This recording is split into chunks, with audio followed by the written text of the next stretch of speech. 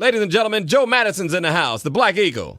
Hey, Michael, I'm doing great, man. It's always good. Last time we saw each other was Sanford, Florida. How about that, man? And what an incredible opportunity we had to bring the folks together with, of course, Reverend Al Sharpton on television and news networks doing their thing. But we know that march and many other marches were always driven by Black radio.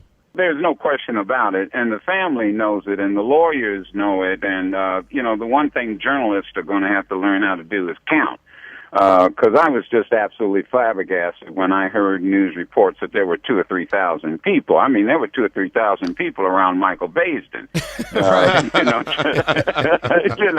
and trying to get a photograph. And the fact is that Black radio does drive it. Let's be honest. No one would have heard about Trayvon Martin if it had not been for Black radio. And I'm talking about maybe 3 weeks before it even made television or the national newspapers. And it's always been that way.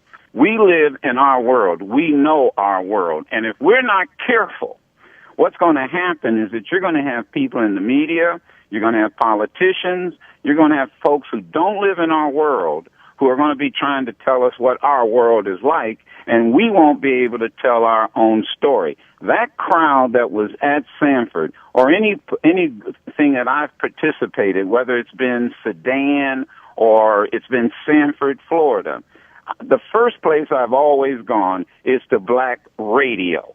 You know, one of the dangers, I think, in having only one radio station, particularly one radio station that's just playing music, because a lot of folks may be celebrating the fact that, well, we're off the air, but you have to understand something. Whoever comes on in the afternoon, be it my man Jeff Fox, who I love, who I got a lot of respect for, who helped me get on radio in the first place, they're not going to let Jeff talk on BLS. They're not going to let anybody come on and talk on Afternoon Drive once I'm gone.